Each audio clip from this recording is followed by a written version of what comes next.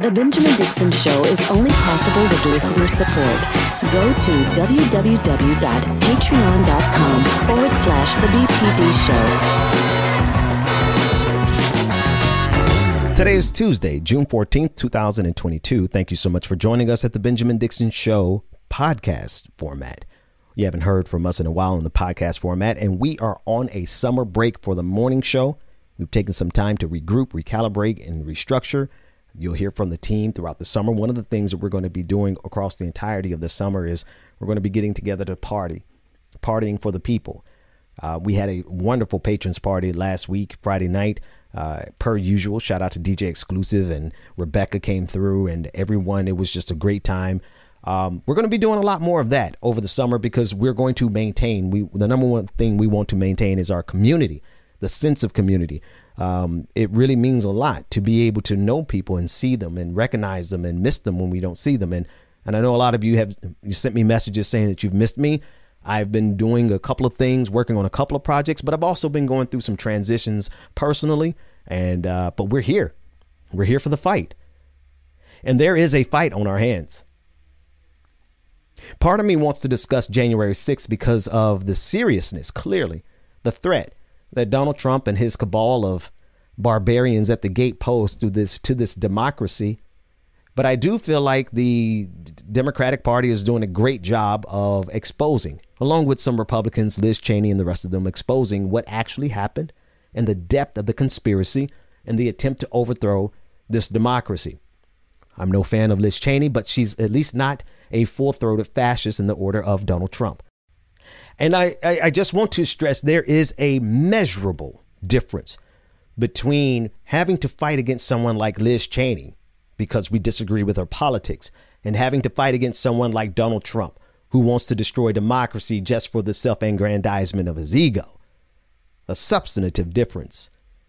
We're not making any heroes out of any of the Republicans who otherwise voted like 95% of the time with Donald Trump. They are no heroes to be celebrated, but we must recognize we need their allyship to try to do something to get these traitors out of office. That said, the disappointment that I have here to this point is that it appears as though the January 6th Commission is not going to seek to file charges. And anyone who's watched this, anyone who's tuned in, you can't come away from this not thinking that Donald Trump needs to be in prison, and every person who participated in that coup, whether they have been elected or they were outside storming the Capitol from the outside, all the way to Marjorie Neanderthal Green, every single person who was involved in this with the tours, the background tours, where they were able to take some of the people to see the Capitol to prepare for January 6th. Every person that was involved needs to go to jail. Because if they do not, then they see what they can get away with the next time. I want to talk about that, but I'm not. Sorry. Everybody else is. I want to talk about the alliance, the unholy alliance that rests underneath everything that is happening in this country from January 6th to the attack on anybody who is not like a white Christian man. I hope I probably should play this clip here. Here's a clip of Bill O'Reilly making it clear that America was meant for white Christian men. Do you understand what the New York Times wants and the far left want? They want to break down the white Christian male power structure of which you're a part, and so am I. Now, I don't feel like I had to play that clip to let the audience know that the United States of America, at least the white men in this country, the white Christian men in this country, believe that America is only for white Christian men. I don't think I had to play that for this audience. However, it's nothing like hearing it from the horse's mouth. That said, there is an unholy alliance that we are fighting against that has infected everything from what you see happening on January 6th to the organizing of the fascists in the streets. I mean, they just detained 31 members of Patriot Front that were armed and loaded in the back of a U-Haul over the weekend, this weekend past, on their way to a pride event with the intention of harming the people at Pride because they're gay. or lesbian or transgender or whatever the case may be. And last but not least, we can't forget about the third wheel of this unholy trinity. It's not only the religious zealots. That's one group. Then you also have the Donald Trumpers, the barbarians at the gates, the people who feel like they are so aggrieved in this country that they had to march up the steps of the Capitol on January 6th. The MAGA contingency. And last but not least, you have the oligarchs.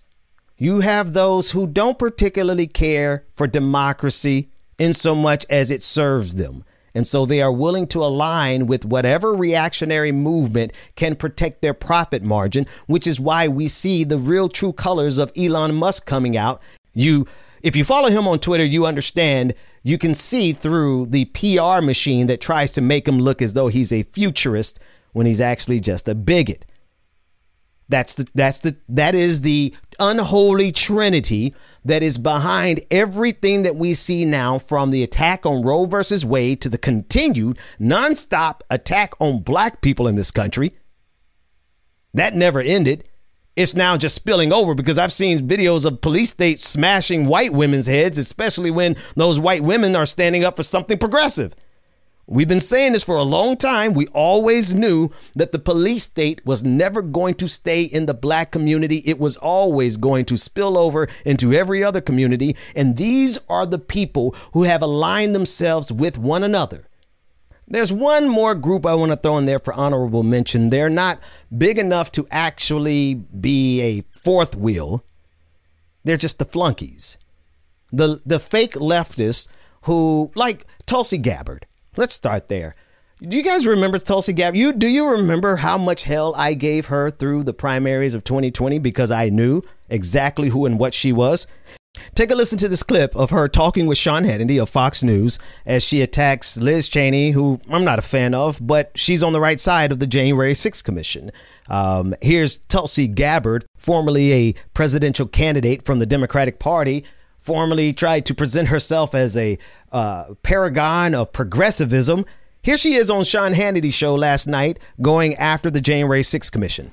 Yeah, Sean, I heard and watched what she said last night. And here's the reality as we look at what they said and we look at what we'll continue to likely hear as these hearings go on. Everything that Liz Cheney and Adam Kinzinger say and do has to be seen through the lens of their motivation. They represent the establishment warmongering wing of the Republican Party, and they hate Donald Trump. Oh, God forbid they hate Donald Trump. That's Tulsi Gabbard. So in this episode, I'm going to give you more information and details on our schedule this summer. That's all coming up. But I want to take each of these parts, each of these components, the three major factions, the three major factions that make up this unholy trinity. Let's break them down. The religious right, the so-called moral majority. You have the reactionary Make America Great Again group, and then you have the oligarchs. The oligarchs who will literally flip on a dime. They don't care whether we have democracy or whether we have fascism. In fact, fascism serves corporatism even better than democracy. We need to be fully aware of what we're up against, and we're going to talk about that more right after this.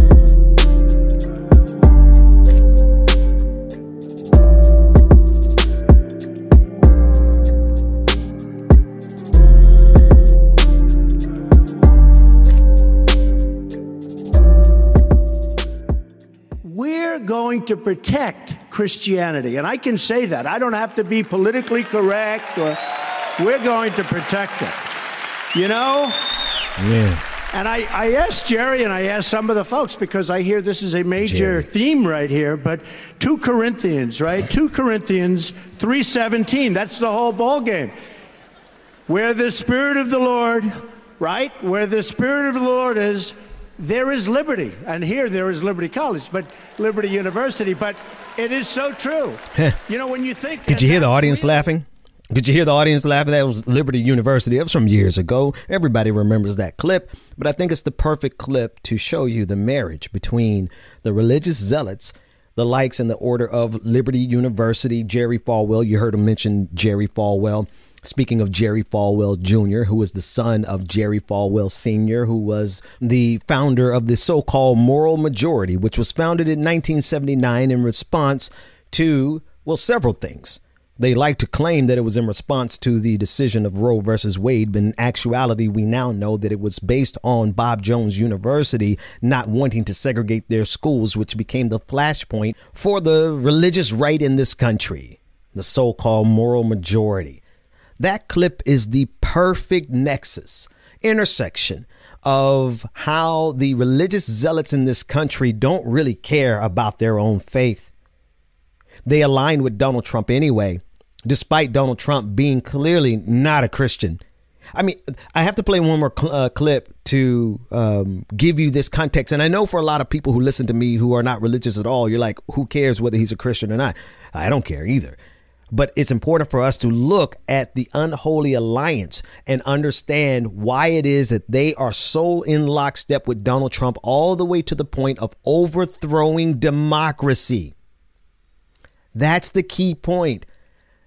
It's one thing for them to be on the opposite side of us on issues that we disagree on. It's another for them to say, you know what? We disagree with you so much. We're willing to overthrow this country so that we can do away with you and dispose of you the way that we want to. Because that's where they're going. Again, I'm not sure if I mentioned it in this episode, but there was a U-Haul truck full of 31 Patriot Front members who were driving to a Pride event with bats and loaded weapons. They were detained and arrested. They were going there because they did not agree with the lifestyle of the people at the Pride parade. They went with the intention to harm. Let's not forget that this is on the heels of the anniversary of the Pulse nightclub shooting, where about 59 people were killed because they were gay. And I don't really particularly care what anyone's individual belief is about the LGBTQ community. My recommendation is mind your own business. So long as everything that's happening on this planet is between consenting, excited adults. I mean, consenting, ecstatic adults who want to have intercourse. I don't think it's any of our business. Because you want to be, anyway, I don't want to go on that tangent. You guys already know where I stand on all this. Extend to others the same freedoms that you want for yourself. And I don't care how much you disagree with someone's quote unquote lifestyle. If you are a decent human being of any measure, you do not wish harm on them simply because you don't agree with them. And if you do, then you are no comrade, colleague, ally of ours. Go ahead on over to that side, the reactionary side that aligns with Donald Trump and wants to overthrow this democracy right here so that they can do away with everything that's not white, Christian, and male. Because it's not just the LGBTQ community, clearly. Black folks have suffered underneath this regime since 1619. It's just catching up with all the rest of the white folks in this country who don't fit nicely into the worldview of the religious right. It was always just a matter of time, and here we are. Here's another clip I want you to hear when I say Donald Trump's not even remotely a Christian. Not that it matters. What matters is what these religious zealots who want to impose Christianity, a certain type of white Christianity, on the entirety of America, they were so willing to betray their own faith in exchange for this guy. Just got one more, because you used the word Christian. Have you ever asked God for forgiveness? That's a tough question. I don't think in terms of, I'm a religious person. Shockingly, because people are so shocked when they find this out, I'm Protestant, I'm Presbyterian. And I go to church and I love God and I love my church. But have you ever asked God for forgiveness?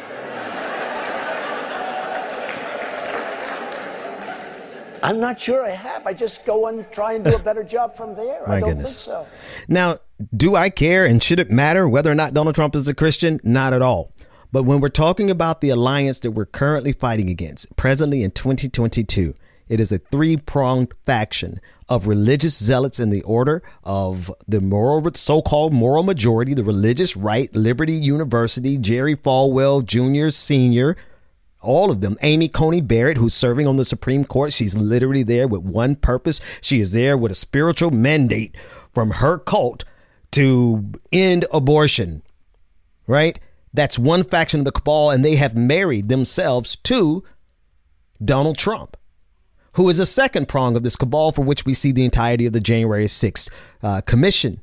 So despite Donald Trump, clearly, I mean, we established this years ago that there's nothing about Donald Trump that someone who is a person of good faith, of any faith, would look at and say, this is the person that we want to lead.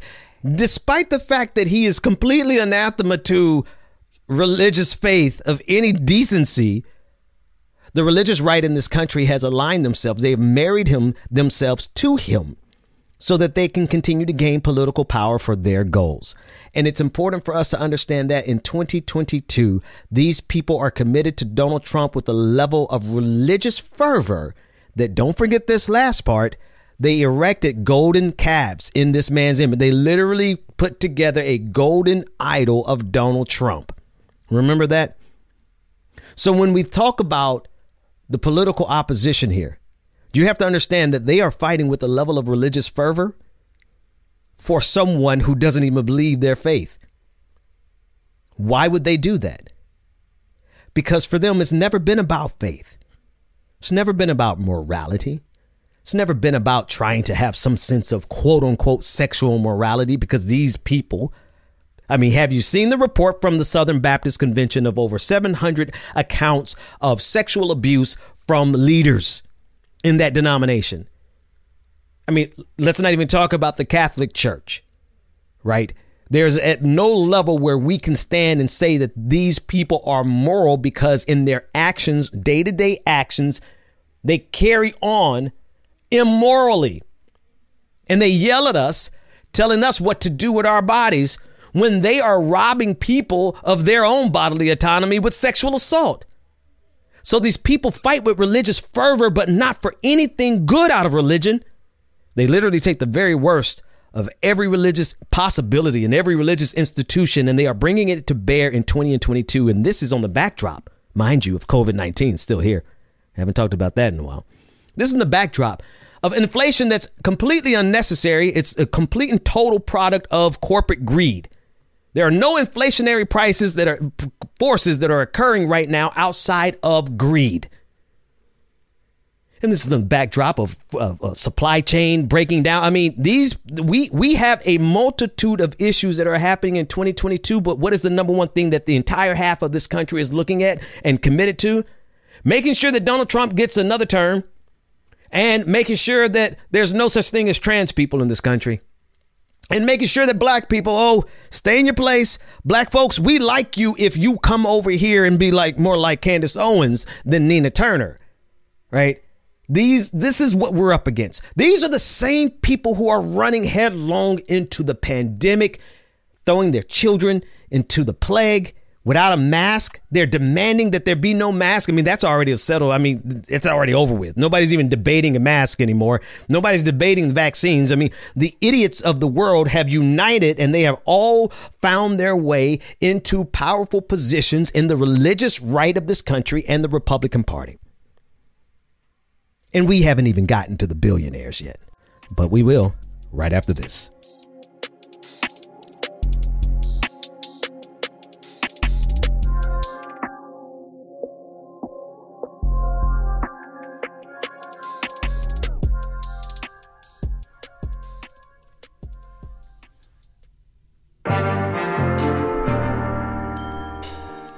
Welcome back to the Benjamin Dixon Show. Visit us online at thebenjamindixonshow.com. Welcome back, everybody. We are facing unprecedented times with unprecedented issues, one after the other. They don't stop.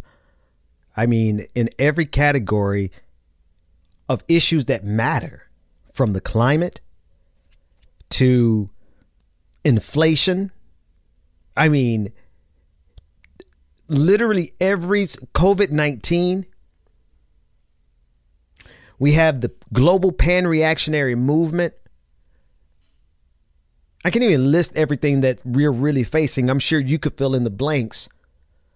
But so many of the issues, almost every issue of substance that we are facing, we're facing it because of an unholy trinity between religious zealots, make America great again reactionaries who have a religious commitment to Donald Trump, and the billionaire class, the oligarchs, the rulers of this world, the people who, when workers lost 3.7 trillion during the pandemic, they picked up 3.9 trillion.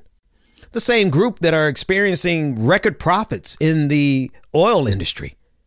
Yet gas is damn near prohibitive. I mean, in a minute, I'm not going to be able to drive anymore. And that's fine. Whatever. To be good. Maybe that's the way. Maybe that's the way we have to save the environment, because nobody's going to be able to drive anymore because gas is too damn expensive, because Chevron and Exxon and the rest of them have decided to take record lows in barrels of oil and still charge you $5 a gallon. This is the same group that saw Vladimir Putin invade Ukraine, and the markets looked and said, we adjust. I know that might not be something for everybody. Everybody may not see that as a big thing, but it really means something when when Wall Street looked at that war and said, okay, we'll keep going. That lets me know that this system will absorb the next move from this global pan-reactionary movement, which is the literal overthrow of democracy. Let's not mince any words here.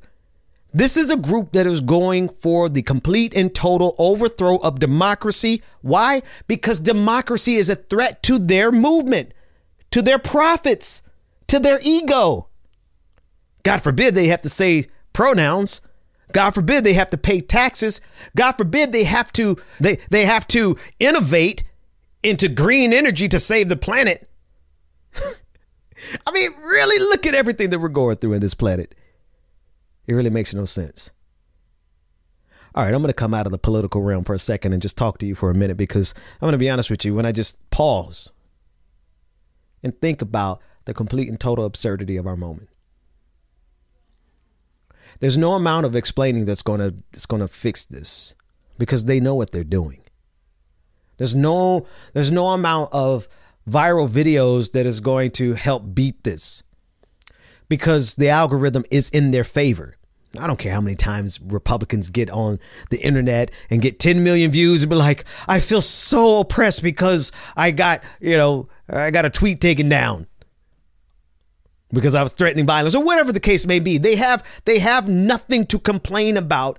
And yet they are literally, this group, they are literally standing in the way of human progress, and they are exacerbating every single issue that we are already dealing with. And then they are adding to it with their bigotry. The absurdity of it all. Can we not see where this is headed? These people are talking themselves up into a civil war. Listen to Dinesh D'Souza as he discusses what would happen if there was ever any accountability from a president, or rather for a president. Admittedly, Merrick Garland would like nothing more than to do a strike against Trump. But I think even he realizes, first of all, he's going into uncharted territory. The idea of indicting a president from the other party is a remarkable thing to do. And in some ways would, I think, push us not to, but perhaps toward civil strife, maybe even civil conflict. It's a very precarious action. I think the January 6th committee is blind to that. And so are many leftists on social media. Accountability. Now, so we can't get accountable. We must continue to allow an imperial presidency that was already running amok, by the way. The imperial presidency was already running amok, but we have to add on top of that the ego of a man-child by the name of Donald Trump. And if we dare try to hold him accountable, they're threatening civil war.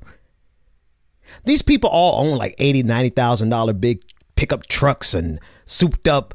You know what I mean? They all have, they all own homes, and they all have, they have savings. They have things that the rest of us Americans, average Americans don't have $500 in savings for an emergency. And these people had enough money to fly up to January 6th or drive up. Now, gas is expensive as it is, driving up to January 6th. They have everything they need, but they're still talking about a civil war. Why? Because, well, let's go down the list. We have the nerve to be black and not be subservient to a Republican Party that wishes us to do nothing more than to be black faces of white supremacy like Candace Owens. They want to have a civil war because of that. Because you have the nerve to be gay, lesbian, transgender, whatever you are. They don't like that. You don't have the right to exist without their permission, so they want a civil war. Oh, God forbid they have to go into your bio and see what your pronouns are, because God, saying someone's pronouns is like the worst atrocity this country has ever seen, according to them. These monsters, these people will literally lead us into the complete and utter fall of our civilization, not just this democracy. They are the barbarians at their own gate. The empire is ablaze and they set it afire because they didn't want to know your pronouns, because they couldn't say the N-word without getting canceled. Really? This is where we are. And ultimately, underneath all of that, it's because they refuse to relinquish any amount of political or economic power to anyone that's not a white Christian male, like Bill O'Reilly said at the top of this episode. These people would rather see this country fail. They would rather turn this country over to Vladimir Putin than to have to use pronouns. Don't believe me? Listen. And the reason that Putin ain't woke, he is anti-woke. The Russians, people still know which bathroom to use. They know how many genders are there in Russia? 2. Okay, that's all of a sudden that's not they don't have the flags, they don't have the pride flags outside on their. That was the voice of Steve Bannon, who was one of the top senior advisors for Donald Trump, speaking with Eric Prince, who is the brother of the former Secretary of Education Betsy DeVos. He's also one of the founders and the proprietors of Blackwater, the private military company, the one that sends mercenaries over to the fight wars for us because we don't want to pay soldiers. We pay mercenaries now. But I digress. The point is, those are 2 heavy-hitting people with extreme amounts of influence, doing a lot of genuflecting before Vladimir Putin because of pronouns. And if you think they won't overthrow democracy, I want you to listen to this next clip where they make it clear that they intend on using the cry of free speech until they can do away with free speech. I mean, yes, I think in the short term we would favor government regulation of speech, but long term, are we even pro free speech? No, of course not. But we have to use this platform in order. So we're being radically honest here. Yes, radically pragmatic. Yeah. That was the voice. The second voice there was the voice of Richard Spencer, who got a full front page profile in Mother Jones about being a dapper Nazi back in 2016 when Donald Trump was first elected. See what happens when you play around with these things, when you don't hold the line and just say no quarter for fascists. They grow. They sprout up. They always come back. Because reactionary politics is the easiest type of politics to make money off of. Ask Tulsi Gabbard. Ask Jimmy Dore. Ask all the people who I was right about. If I could be so petty. I was right about, remember about 2 years ago, all that kerfuffle, everybody was like, oh, Ben Dixon is there. And I lost all those patrons. Shout out to all those who left. More importantly, shout out to everyone who's still here. That's all that matters. But there were so many people who looked at me crazy because I called out the reactionaries on our own side. And where are they now? Well, Tulsi Gabbard is on Fox News every day with Sean Hannity, with Tucker Carlson. She was on the 5. So anyway, not to go down my greatest hits of I told you so's. The point is this. We're dealing with a very organized and well-regimented opposition that has no compunction about using violence and force to overthrow this democracy because they simply do not want to have to coexist with people who are not exactly like them or willing to grovel before them. Willing to do things like Candace Owens, who most of her work now is going around the world and showing people how hard it is for white men. Really, Candace? Right? People like Glenn Greenwald, who knows very well, full and well, that when this reactionary movement comes into power, they will find him in Brazil and they will do to him what they will do to every other gay person on the face of this planet that they got a chance to. You think I'm being hyperbolic here? I would like for you to listen to this last clip of one of the religious right telling everybody what we need to do in the year of our Lord 20 and 22 to gay people. What does God say is the answer, is the solution for the homosexual in 2022 here in the New Testament? here in the book of Romans that they are worthy of death. These people should be put to death. Every single homosexual in our country should be charged with the crime, the abomination of homosexuality that they have. They should be convicted in a lawful trial. They should be sentenced with death. They should be lined up against the wall and shot in the back of the head. That's what God teaches. That's what the Bible says. That's what the white supremacist God teaches. Like it, you don't like God's word, because that is what God says. I would like to say this, as a person who prays to the Lord Jesus Christ every single day, I would rather rest in hell for all eternity than to go to heaven with Neanderthals and brutish beasts in the order of the religious right, make America great again, or the oligarchs who fund all of it. Drag me to hell. Anyway, folks, a lot of we're gonna stay in touch over the summer. I'm gonna do podcasts more. We're gonna make sure that we get this content out to you on a regular basis. The team, we're going to get a schedule for our summer schedule. We're going to get that out to you soon. More importantly, for me, because I love to party, we're going to start our parties. We're going to start partying a lot more because we need to just, you know what? Sometimes we got to just dance. What's a revolution without dancing? Sometimes we got to laugh for not crying. Most importantly, we need to continue to build community, because the response to a reactionary movement is community. That's why I want to party. I want to party every Friday night once we get there. We're not starting there, so don't look for one this week.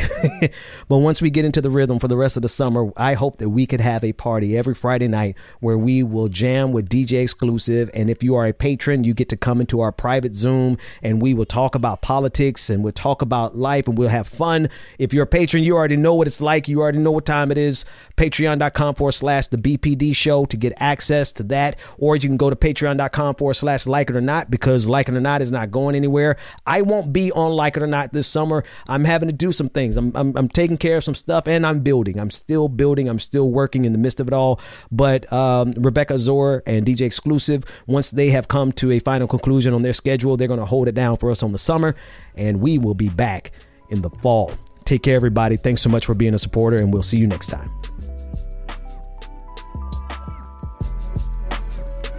The Benjamin Dixon Show is only possible with listener support.